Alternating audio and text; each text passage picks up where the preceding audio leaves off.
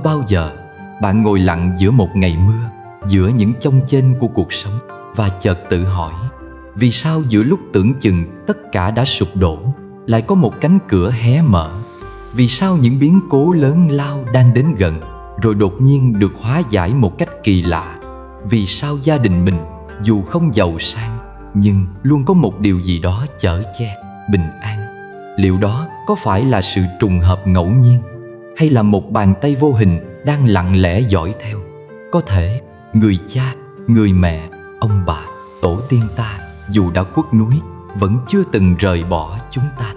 Họ có thể đã đi qua một kiếp sống khác, nhưng tâm nguyện yêu thương, bao bọc gia đình vẫn luôn hiện hữu như mạch nước ngầm, nuôi dưỡng từng tấc đất trong vườn nhà. Trong đạo lý nhà Phật có dạy, tâm hiếu là tâm Phật, hạnh hiếu là hạnh Phật.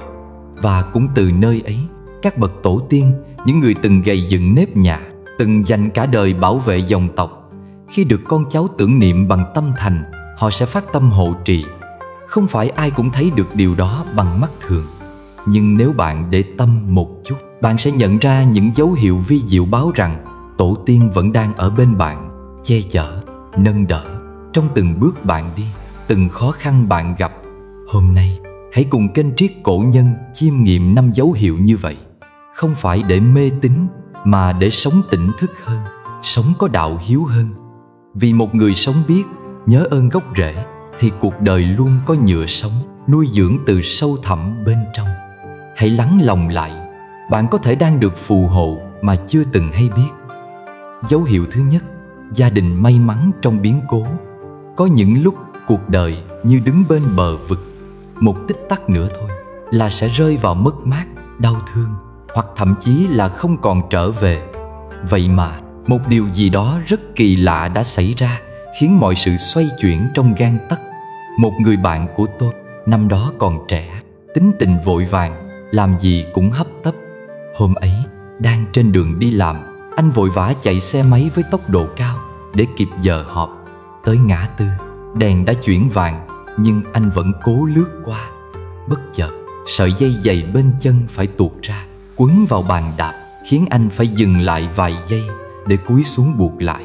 Chính khoảnh khắc đó đã cứu anh khỏi một chiếc xe tải vượt đèn đỏ từ phía đối diện, chạy đúng quỹ đạo mà anh sẽ đi qua nếu không dừng lại. Sau này kể lại, anh rùng mình bảo, lúc đó mà không cúi xuống buộc dây giày, chắc không còn cơ hội để ngồi đây, thoát chết trong gang tấc. Không phải vì thông minh, không vì may mắn mù quáng, có thể là vì một bàn tay vô hình đã giữ anh lại. Một hành động rất nhỏ như buộc lại sợi dây giày, nhưng lại giống như một phép màu. Trong đời sống, chúng ta thường coi những điều này là hên xui, là số trời. Nhưng theo cái nhìn của nhà Phật, không có điều gì là ngẫu nhiên. Mọi kết quả đều có nguyên nhân. Mọi sự xoay chuyển đều đến từ nghiệp lực và cả phước báo. Đức Phật dạy, tâm hiếu là tâm Phật, hạnh hiếu là hạnh Phật. Người sống hiếu thảo, người biết tưởng niệm ông bà cha mẹ, người biết kính trọng tổ tiên, không chỉ gieo phước cho bản thân, mà còn kết nối dòng năng lượng lành từ những người đã khuất. Và nếu phước phần đó đủ lớn, nó có thể chuyển họa thành phước, chuyển tai nạn thành an lành, chuyển nghiệp dữ thành nghiệp nhẹ. Có những gia đình không giàu sang gì, nhưng hễ gặp biến cố, lại luôn có một ai đó xuất hiện kịp thời. Có lúc là người tốt giữa đường, có lúc là một cuộc gọi khiến ta đổi lịch trình, có lúc là một linh cảm khiến ta chậm vài phút. Và chính vài phút ấy đã giữ mạng, giữ bình an. Tổ tiên không cần con cháu cúng mâm cao cổ đầy. Tổ tiên cũng không cần chúng ta mỗi năm đốt hàng trăm cây nhang, hàng mã linh đình. Điều họ mong mỏi nhất là đạo hiếu được giữ, là gia đạo được gìn, là con cháu sống tử tế với nhau. Khi trong nhà còn có người sống hiền lành, biết yêu thương, không oán trách, không làm điều trái đạo, thì dù đời có bão tố, vẫn luôn có chỗ bình an để trở về. Và chính người như vậy đã giữ được mạch phúc cho cả dòng họ. Nhiều người thường hỏi, cha mẹ tôi mất rồi, có còn bảo vệ tôi được không? Xin thưa rằng, có. Nhưng không phải bằng cách hiện về trong mộng hay che chắn thần kỳ, mà bằng tâm lực, bằng những năng lượng vô hình mà người đời gọi là linh ứng. Chính vì vậy, Khi con cháu sống có tâm hiếu nghĩa là sống tử tế với cha mẹ đang còn, biết ơn ông bà đã khuất, giữ gìn gia đạo và ăn ở có hậu, thì đạo hiếu trở thành nền tảng phước báu, như một vòng hào quang vô hình bảo vệ cho cả nhà. Nếu bạn từng gặp biến cố tưởng như mất mát, nhưng rồi bình an quay trở lại, đừng vội cho đó là sự trùng hợp. Có thể là một người thân đã khuất nào đó vẫn đang dõi theo bạn. Có thể là giọt nước mắt của một người bà từng ôm bạn khi bé, giờ đã hóa thành ánh sáng bảo vệ bạn mỗi ngày.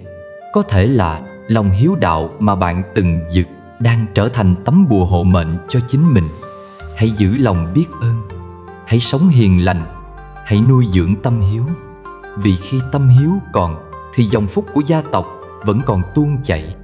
Và trong dòng chảy ấy, mọi biến cố rồi cũng hóa nhẹ nhàng như mây trời bay qua nắng sớm.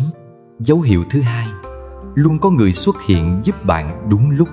Có bao giờ bạn rơi vào một hoàn cảnh tưởng như không lối thoát, nhưng rồi một người không quen biết bỗng đưa tay ra đúng lúc? Có khi là một khoản tiền cần gấp, tưởng chừng chẳng biết vay ai, thì đột nhiên có người chuyển khoản, bảo cứ dùng trước đi, khi nào có thì gửi lại. Có khi là một rắc rối nơi công việc, đang loay hoay không biết mở lời với ai, thì có một người bạn cũ tình cờ nhắn tin, trò chuyện và giới thiệu đúng người bạn đang cần gặp. Hoặc một hôm, bạn ngồi lặng lẽ giữa muôn nỗi âu lo, cảm thấy lạc lối trong cuộc đời, thì bỗng có ai đó nói một câu, chỉ một câu như đánh thức bạn trở lại ánh sáng. Những quý nhân ấy không xuất hiện rầm rộ, không rực rỡ như phép màu điện ảnh. Họ đến nhẹ nhàng như gió, nhưng làm dịu mát cả một mùa hè nóng bỏng. Và ta nhận ra cuộc đời mình chưa từng bị bỏ rơi.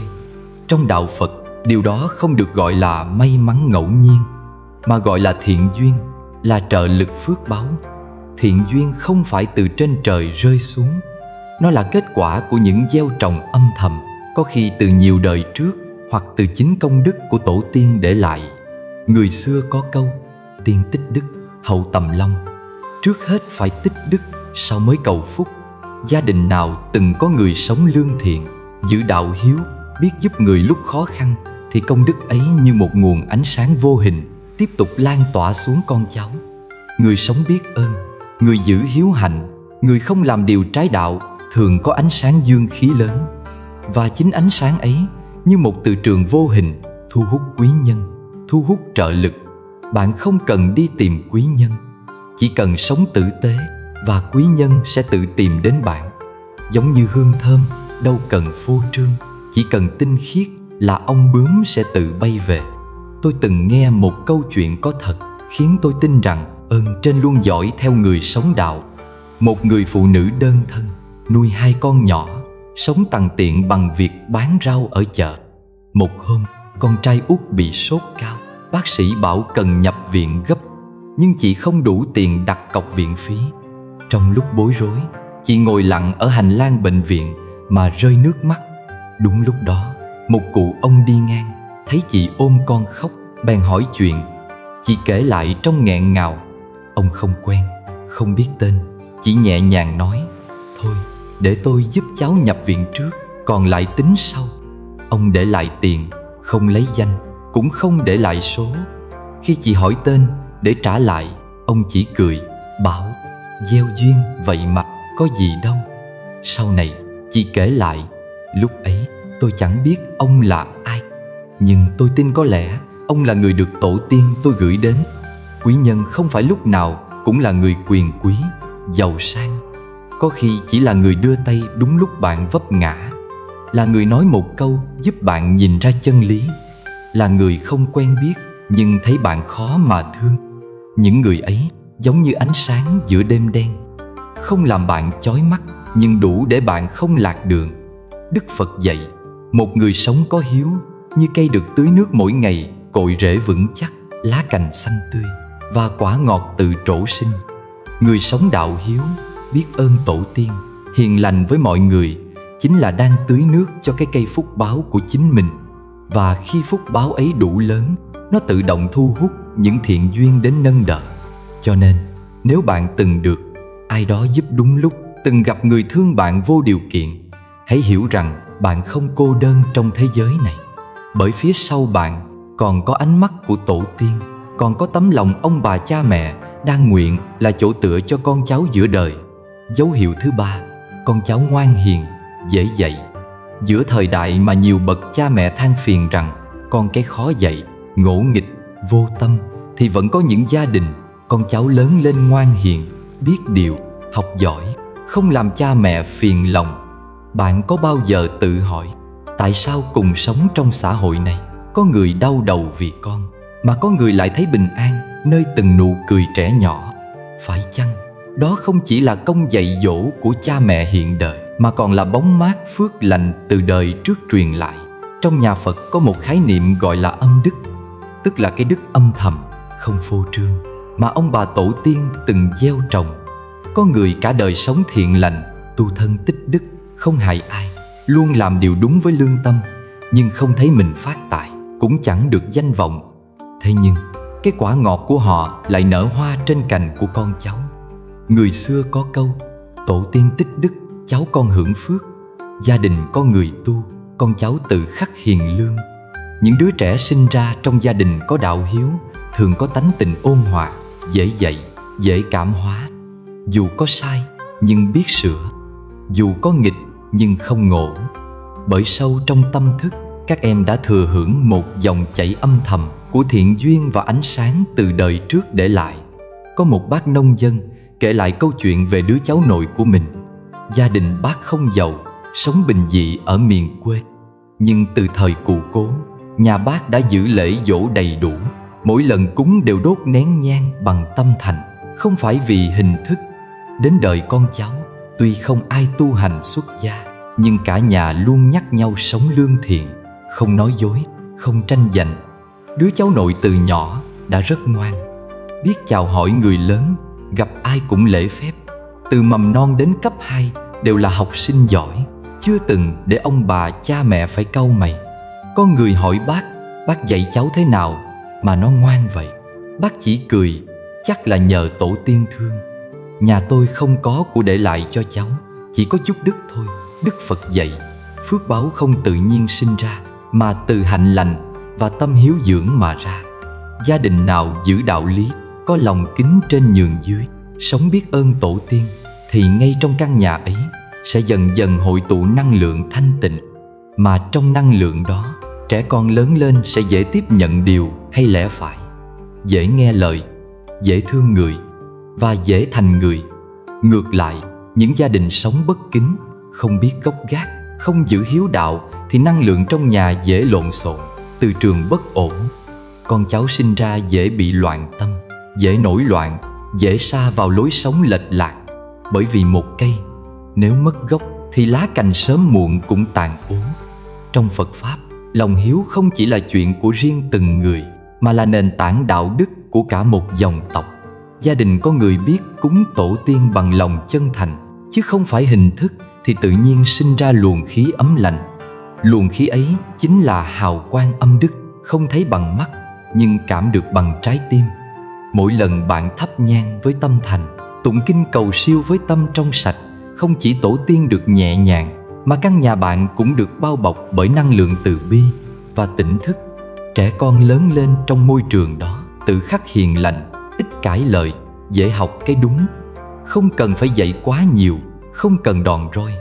Chỉ cần cha mẹ sống đúng, ông bà sống có đạo, thì con cháu sẽ thấm từ khí trời trong nhà mà nên người.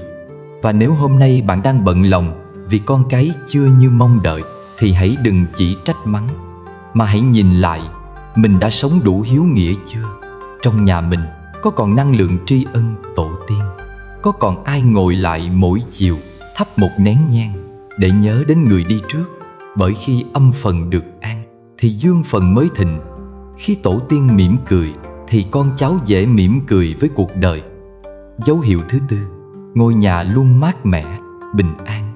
Có bao giờ bạn bước vào một căn nhà không cần ai nói điều gì, nhưng ngay lập tức bạn cảm nhận được sự yên ổn nhẹ nhàng? Một căn nhà đơn sơ, thậm chí không có gì sang trọng, nhưng có cái mát lành lan tỏa trong không khí.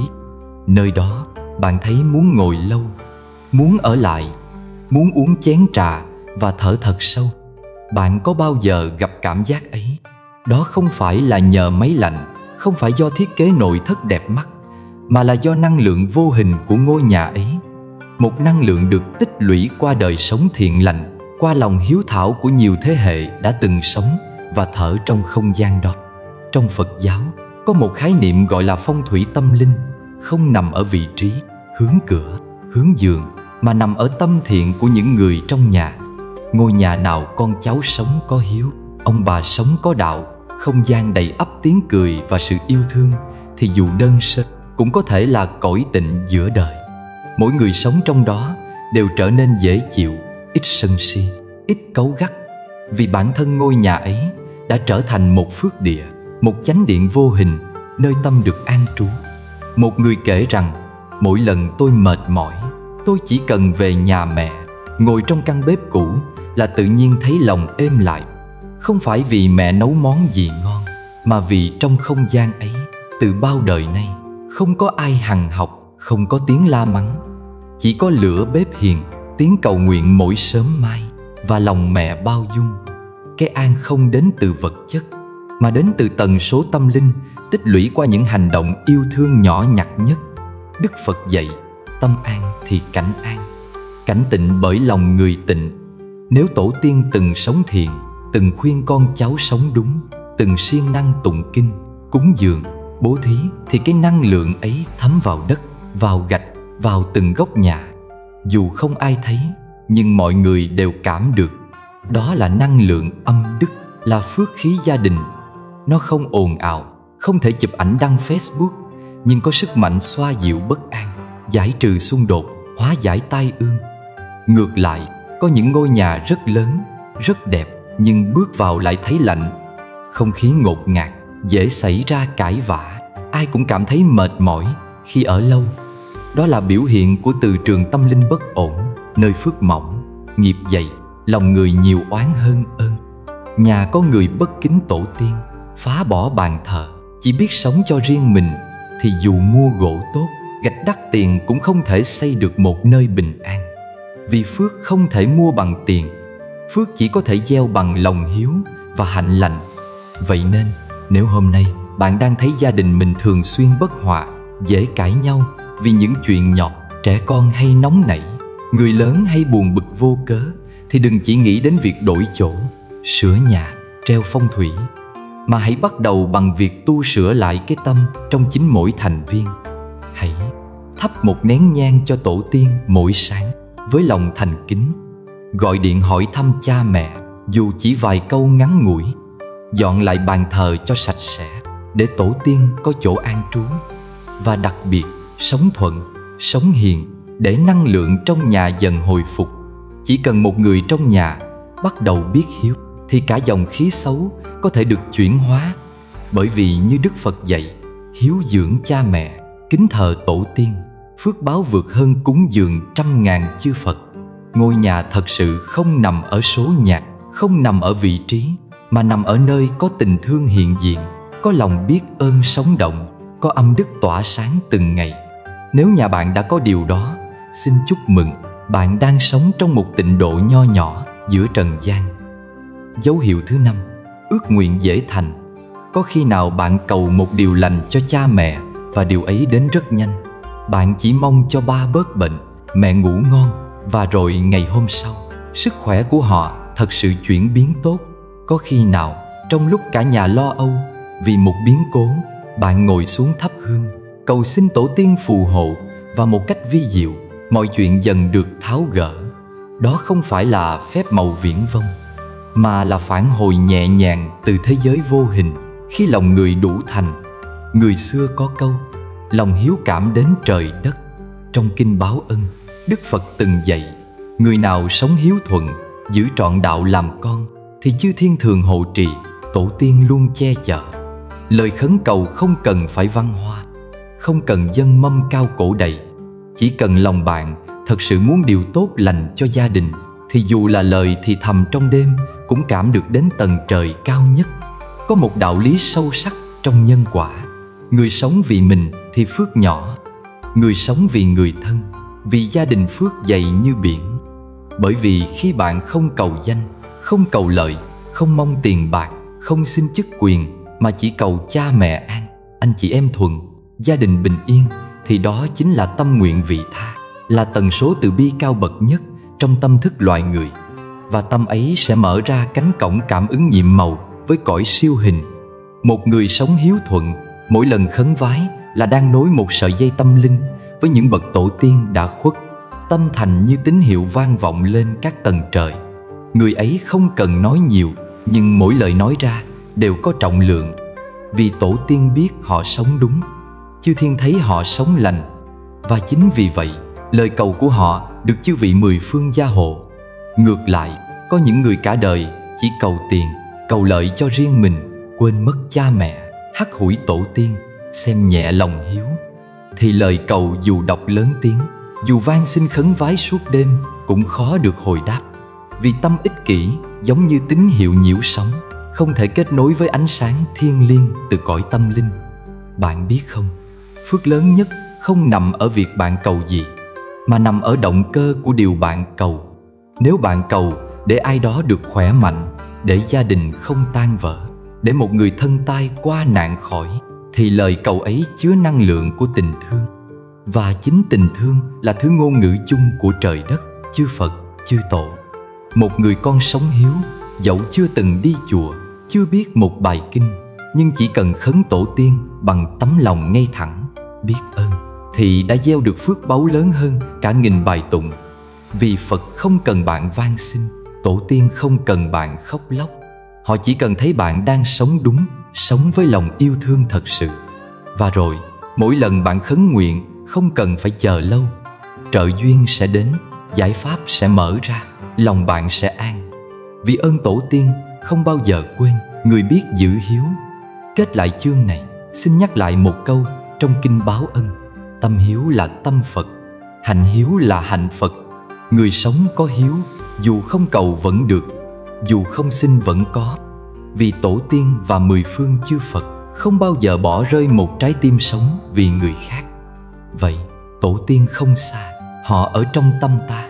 Tổ tiên không ở đâu xa, họ không chỉ là di ảnh trên bàn thờ, không chỉ là những cái tên được gọi mỗi dịp giỗ chạp, mà là giọt máu âm thầm chảy trong huyết quản bạn mỗi ngày, là ánh mắt bạn đang mang giống một người bà đã khuất, là thói quen nhẹ nhàng của mẹ, sự kiên trì của cha mà bạn thừa hưởng. Họ không mất đi, họ chỉ chuyển hóa thành một phần của bạn để tiếp tục sống trong từng hơi thở, từng lựa chọn, từng hành động hiền lương bạn làm hôm nay. Trong mỗi gia đình có người đi trước và người đi sau. Người mất rồi, người còn lại. Chúng ta là mắt xích trung gian giữa quá khứ và tương lai. Nếu bạn sống đẹp, sống có hiếu, thì không chỉ tổ tiên được thơm lây, mà đời con, đời cháu cũng sẽ được thừa hưởng gốc rễ phước lành ấy. Hôm nay bạn sống sao, ngày mai con cháu bạn sẽ nhận đúng như vậy. Bạn hiếu kính với cha mẹ, sau này con sẽ hiếu kính với bạn. Bạn giữ nghĩa, giữ lễ, giữ lòng biết ơn, thì phúc nhà sẽ dày, con đường tương lai sẽ dễ đi. Có người hỏi, sao tôi cúng lễ đủ đầy mà đời vẫn khổ? Có thể lễ vật bạn dâng tổ tiên chỉ là vật chất, nhưng điều tổ tiên cần là tấm lòng. Bạn có giữ sự thuận hòa trong nhà không? Bạn có dạy con mình lễ phép không? Bạn có sống nhân hậu với mọi người xung quanh không? Đó mới là lễ thật sự mà tổ tiên luôn đợi nơi bạn. Và bạn ơi, xin nhớ điều này: khi một người con biết sống có hiếu, cả dòng họ được sáng danh. Khi một người con quay lưng với cội nguồn, thì chẳng cúng bái nào gỡ nổi nghiệp suy. Hãy dâng một nén nhang từ tâm, không phải từ tay. Hãy sửa một lời nói thiếu lễ, một hành động bất hiếu như một cách sám hối thật sự. Vì tổ tiên không nghe lời khấn trong miệng bạn, mà nhìn cách bạn sống mỗi ngày. Tổ tiên không xa, họ ở trong từng hành động bạn làm cho cha mẹ mình, trong từng bữa cơm bạn dọn đủ phần ông bà, trong từng việc thiện bạn âm thầm làm để báo đáp cội nguồn. Khi bạn sống trọn với lòng hiếu, bạn đang nối một nhịp cầu giữa trời và đất, giữa quá khứ và tương lai, giữa tâm linh và đời sống hiện tại. Và nếu hôm nay bạn thấy lòng mình hơi chùng xuống, hãy đứng lên, thắp một nén nhang, gửi một lời xin lỗi đến tổ tiên. Nếu lỡ đã sống hời hợt, và cũng gửi một lời cảm ơn vì suốt bao năm qua bạn vẫn đang được hộ trì trong âm thầm. Phúc đức không ở đâu xa, nó bắt đầu từ khi bạn sống trọn đạo làm con. Nếu bạn thấy những lời này chạm vào tâm mình, hãy chia sẻ nó như một lời nhắc nhở nhau giữ gìn gốc rễ, vì một cái cây không thể vươn cao nếu không có cội sâu. Cảm ơn các bạn đã xem nội dung của chúng tôi. Chúc các bạn luôn an lành và hạnh phúc. Đừng quên đăng ký kênh để xem nhiều nội dung hay mỗi ngày.